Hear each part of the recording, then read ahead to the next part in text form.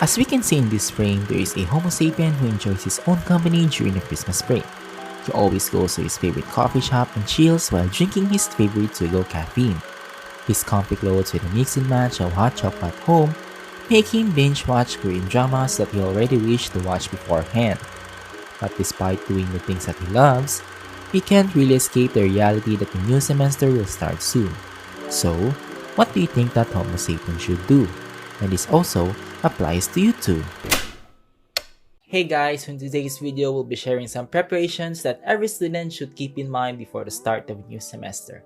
Whether you have already started your new academic journey or you're still sitting there waiting for Google Classroom to notify you on your phone, this video is definitely for you. But before we start, I just want to warn everyone that everything I am going to share in this video is based on my experiences. So if you find something that is not applicable on your end, it's okay. Everyone is different and it's not surprising at all. And for those who want to navigate a specific advice, tip, or whatever, timestamps are available for your convenience. And that's enough for a long chit chat. Let us proceed to the preparations that you are all been waiting for.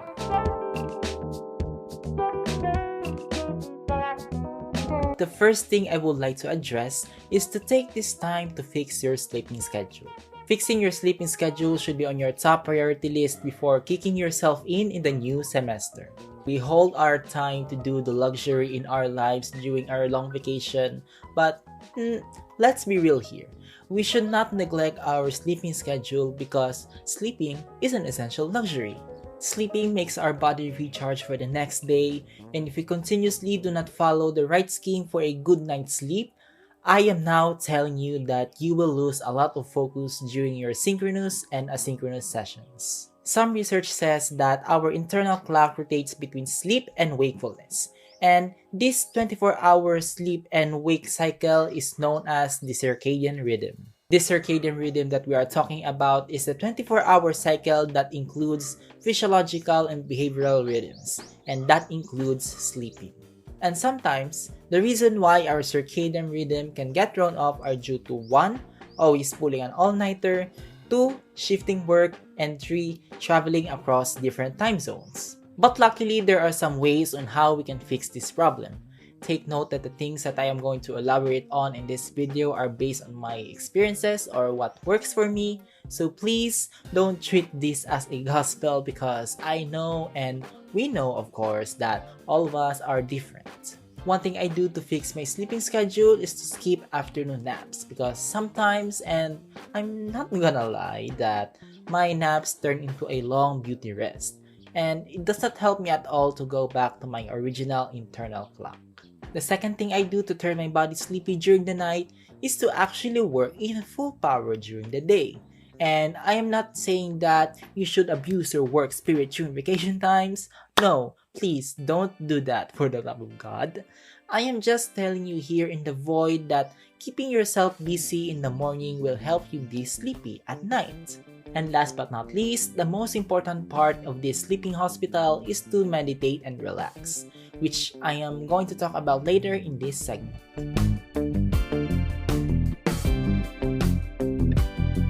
Preparation number 2. Practice your routines every day. The days, weeks, or even months of vacation, depending on your location, lets us give the opportunity to let go of ourselves on the idea of being in a slump all day.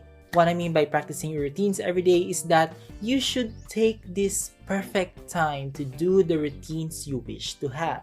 For example, going on a bike ride or hiking or running to make yourself fit and healthy. Anything under the sun that you want to achieve for your life. This is because when a new semester strikes at your hands, there is a 60 to 80% probability that you cannot fully follow your routines due to busy days. And on top of that, even though you'll have a hard time with your routines during school days, your mind will just eventually tell you to do that specific routine because, of course, you have already practiced and done it a lot of times during your luxury hours. So it's not too late. Manufacture your own routines and start as you wish.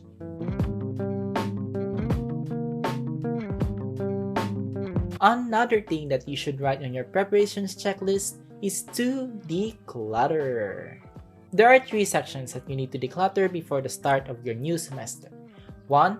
Your academic papers. 2. Your digital space. And 3. Your learning environment. Check whether there are pieces of paper that are no longer needed or need to be discarded. And I highly suggest though to check them whether they are worth to be recycled so that, we can save our economy and environment when it comes to paper production. For your digital space, the 2 main destinations that are in need of a deep checkup are your downloads and desktop folders. So check for documents, photos, or videos that needs to be thrown in the trash bin so that your digital internal storage reserves a lot of space for your new upcoming files.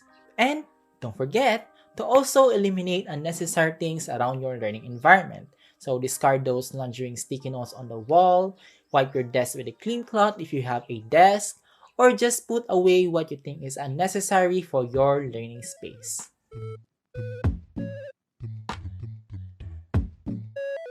After assuming doing the decluttering stage, then comes the organization session. Since we have already sorted out papers in the decluttering portion, let us now swiftly proceed to the things I digitally organized 3 days or a week before the start of my nightmare. No, I'm just kidding. It's not a nightmare.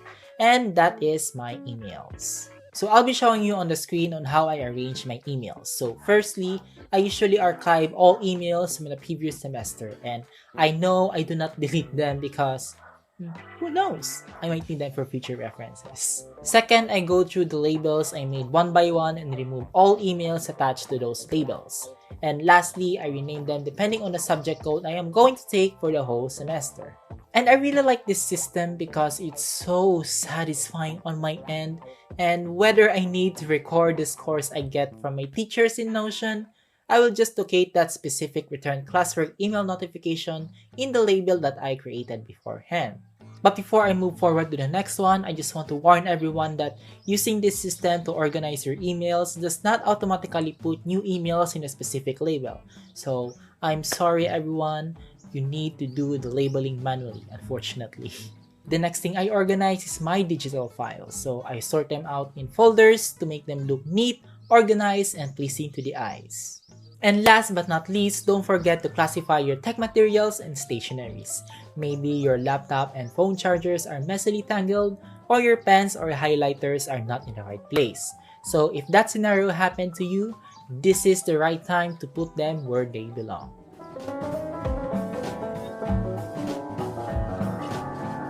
Now for this stage, I highly recommend that you should review all of your course subjects. This can be done in different ways. The first of which is to search the subject's course syllabus on the internet if it's available, check your Google Classroom for the uploaded syllabus, or maybe you can ask a friend of yours that takes the same class ahead of you for a copy of the course syllabus. It's important to give yourself time to do this review so that you can have the background on the events and circumstances that you will encounter throughout the semester. And it will also create a leeway for you to plan and plot everything in advance.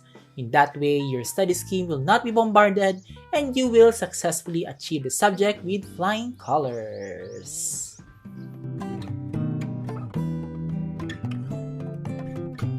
The next groundwork, and the one that I found most helpful for me, is to plan and plot. Because unassumingly you now have your class schedule upon enrollment, please craft your study plan as soon as possible. Creating a study plan helps you have a complete guide on what time and day you will spend studying a specific subject. A quick time travel though, comparing my past self of not having a study plan, my study sessions are completely out of whack. The first tip I can give for you to effectively construct your own study plan is to do the previous preparation I have already mentioned in this video. Knowing the background of the subject is the most effective method to plot the right amount of time to study for the required materials. For example, if you think you will consume more time in your math class after reviewing your syllabus, that's the time to allow yourself to have more time to study math. And the second tip is to identify your free time. Free times can be plotted easily, and you have full authority on how you will use your free time. Maybe you have other commitments in your life, or you just want yourself to give time to rest. It's your call because it's your time, of course. You are the owner of it. I'll be flashing on the screen the study plan I created for my upcoming semester. As you can see, I only plot my study sessions on the weekdays and allow myself to have rest days on the weekends. And as a part-time, not so cold YouTuber because I'm just a newbie here, I place my script writing sessions every Friday and the whole Saturday for the video production. And I am not saying that you should strictly follow your study plan. Our future always happens unexpectedly, alright? Please say it with me. The purpose of having a study plan is to let you have a structure on how you will spend your study time as a student. This is not for blocking yourself or forcing yourself to study. It is a plan that might change according to your future circumstances.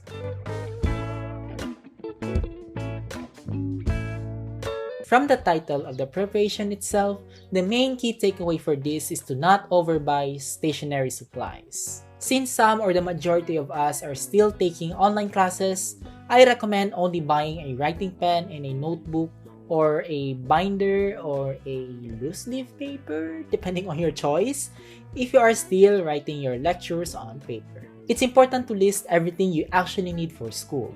That way, it avoids impulse shopping as it will grievously injure your wallet. Please, I am now telling you, please list the things that you only need for school. But for those who make stationery as collectibles like me, to be honest, listing everything is still important.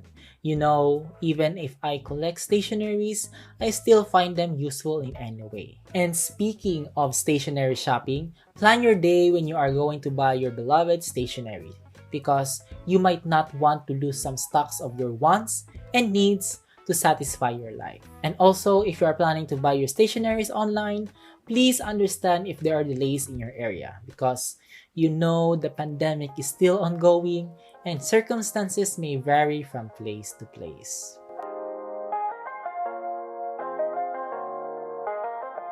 Study shows that creating a study playlist and listening to the songs in it while studying is proven to ease student stress and even test anxiety, as music can be a huge help with processing emotion and can be uplifting in many cases. If you already have a study playlist but find out that you are hyping with the vibe and can focus, one tip to make your life at ease is to use the Spotify's feature to create a similar playlist. And when Spotify makes a playlist for you, you have the prerogative to add more or delete the songs your ears do not find focus for your study sessions. If you do not have a study playlist yet or want to have an idea on what to put to your playlist, I highly recommend to check my Spotify account at Studyloscope, or you can click the link in the description if you want to be redirected instantly.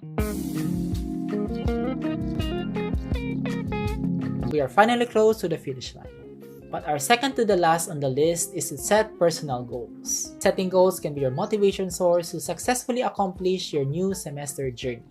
These are the main foundations to carefully learn, discover, and achieve what you need for your present and future life. Putting your SMART goals not just in your mind but also in your heart will definitely help you to think of some procedures or rituals on how you will achieve it in your own way. For example, one of my goals for each semester is to have straight 90+ grades in all subjects. And this is where the planning phase will begin. I will now question myself, how can I successfully achieve this? What routines should I do? Or what planning system and study methods will work for me? Or any question under the sun. Just make sure that your goals align with your future life. You don't need to abuse yourself since goals are a long-term process. So take your time wisely and rest if you need to. And finally, we are now in the finish line. Students need meditation and relaxation. Although it has a connection with sleeping, I just want to separately discuss this with you all because I found that I need to elaborate on this part more as expected. Of course, after doing all of these preparations by hand, heart, and mind, it's now time for you to meditate and relax. You can focus on doing calm activities such as stretching, yoga, taking deep breaths, journaling, if you are some sort of a creative type of person, or drinking caffeinated free tea. There are a lot of meditation activities on the internet, so please just search and find what's best for you. Relaxing will never be a sin. There's nothing wrong with taking a self-relaxation and no one should dictate you what to do. But I am here sitting in front of the camera and telling you what to do. Wait, that's a paradox. Anyway, there are a lot of things you might want to do to relax your body and mind. And I am not going to throw any suggestions anymore. So just do what you want that relaxes your soul, okay? I am rooting for your victorious luck and spirit. And that is everything for today's video. I hope you found this helpful in some ways. Technically, the uploading schedule of this video is a little bit behind time, but it's never too late to do them, I guess. If you want to see more content like this one, I upload new videos on this channel. And you can visit my Instagram at Studyloscope for some updates regarding my upcoming videos for you all. Anyways, I will see you in the next one.